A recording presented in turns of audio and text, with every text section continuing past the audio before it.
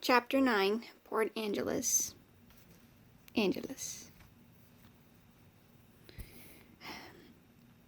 It was too sunny by the time he got to Port Angeles.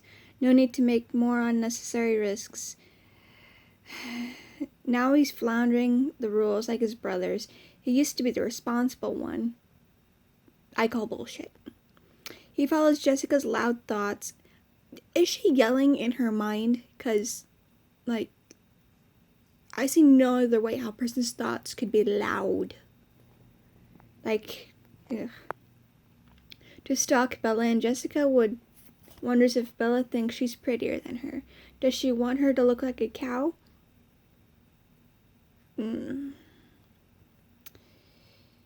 Meyer's really making us want to hate Jessica, but all I hear is Meyer wanting us to think Bella's better than them.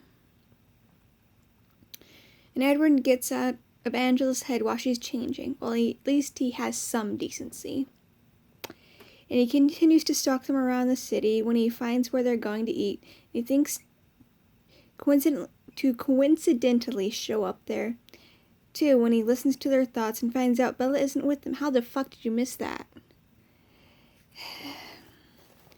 And he freaks out and drives to look for her, thinking he should have thought of her going alone. And she's not at the New Age bookstore. And he debates getting out of the car in case another car casts sunlight on him. But he didn't know how else to look for her. And he drives through the streets, tracking her scent and people's thoughts when he finds someone that did see her. And he recognizes the type of thoughts because he used to hunt people like that. Edward snarls and speeds off as Bella wouldn't be the first victim. And he looks in the minds of those with him, and not like... Okay, so in the leak, this rapist's name was Alonzo. He was called Lonnie.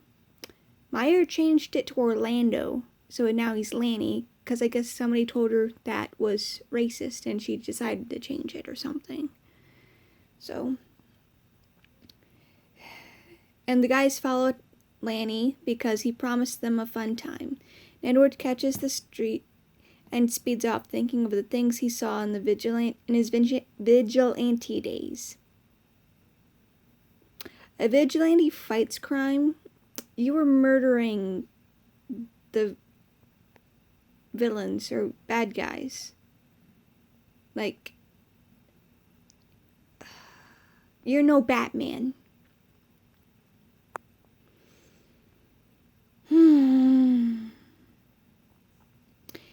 And he never tortured his victims, but this man deserved it. Suffer and beg for death. Okay, so, yeah, rapists can go get fucked by pineapples in hell, but, I think we can all agree on that. But the way, but since it's Edward's point of view, it makes it sound like he just wants this guy to die because of what he's doing to Bella. And he already staked claim on her. This needed to be rewritten. The whole damn book needed to be rewritten, but moving on. Edward pulls into the alley and throws open the door and tells Bella to get in, and she does, and she looks trustful of him. And his violent plans crumble.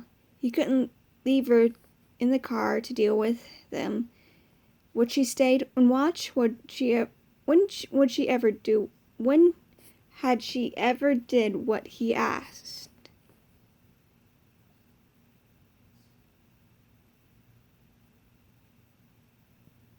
Okay, we're gonna forget that,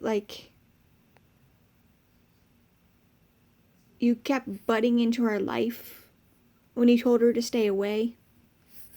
Ugh.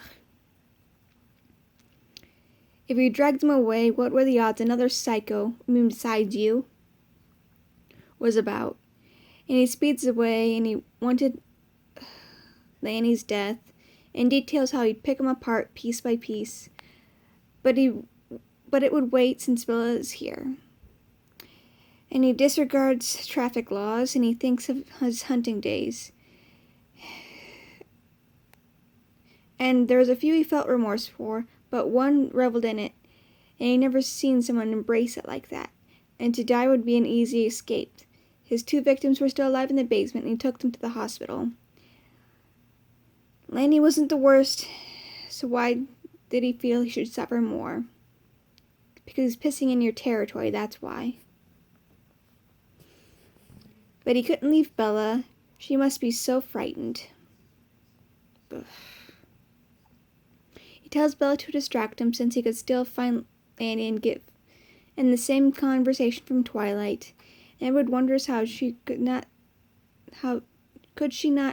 see her appeal. Her mind is baffling, and he realizes he couldn't kill Lanny. Bella was stopping him. And she deserved much better than a killer. She deserves anybody but you, but is what I would normally say. But I've also read all the Twilight books, and you two deserve to be with each other and not ruin anyone else's life.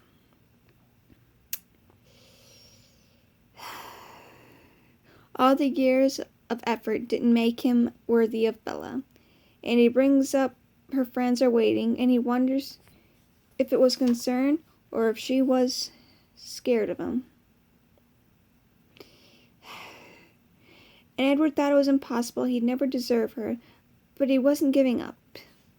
You never once gave up. And he got to the restaurant as her friends started to worry, and he says he's taking her to dinner. Bella meets with her friends, and he thinks her calm is from the shock. No, she's just too stupid to register danger. And her friends wish they hadn't eaten so he could join them. And Edward pursues Bella to stay and eat, and since she needs sugar, and she's a fainter. And Jessica and Elijah won't be in danger. You left several rapists in the street. Ugh. And he persuades them to leave, and they go inside, and the hostess finds him hot. And Edward never really thought of how he turned heads, and the hostess thinks they're cousins, can't possibly be together. And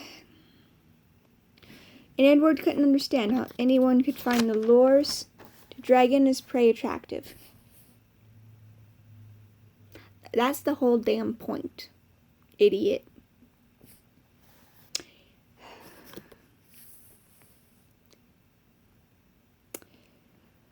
But how could they also not see Bella's perfection, because she doesn't have any?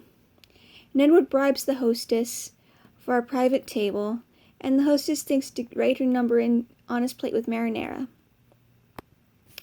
Okay, so in the leak, it said ketchup, which is weird and way out of line and should probably get fired for it. But besides that, ketchup sounds easier to write on something than marinara sauce. So I don't know why that was changed. I guess because they're in an Italian restaurant. And Edward wonders why she still isn't at all frightened. And the same conversation from Twilight, and he gives her his jacket when he thinks she's cold, and he thinks her skin is cream and roses, and he compliments it. He calls her instincts backwards. No shit. Not recognizing danger. She's attracted to it. And she asks why he's in Port Angeles, and he avoids it, and she starts eating, and he gets an image of Persephone and the pomegranate, with him as Hades.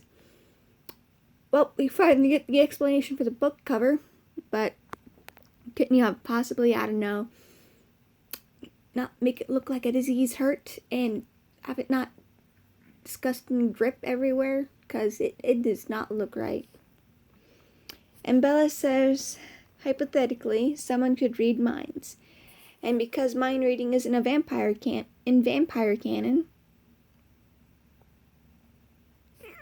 I'm not so sure about that. But everyone knows Myra didn't do research on vampires before she wrote these books. But so I went with it, and the same conversation from Twilight, and this is really boring me. And Edward debates whether to tell the truth, but she would have been horrified at the truth. It's horrible, and he wanted her to know him, and he confesses to following her, which is a red flag. Girl, get out of there right now. Thinking she'd go into hysterics. Any normal person would. And confesses she almost died the first time they met. Leave right now.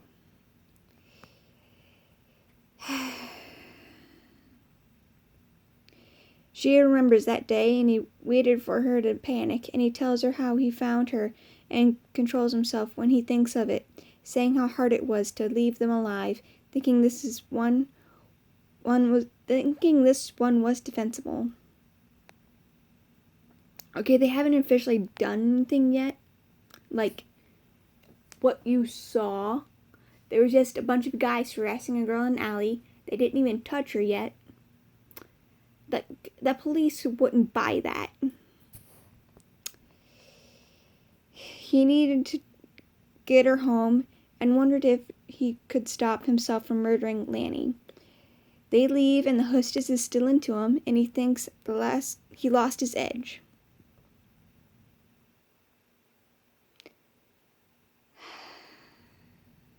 Your emo ass never had it. And the hostess gives him her number, and he stares into Bella's eyes, and he gets close, and she gets warm in his car wearing his jacket, and he wondered if it was right being so close to her, thinking he needed to make an offering for it. And to be distracted, he tells Bella it's her turn to answer questions. And that's chapter 9.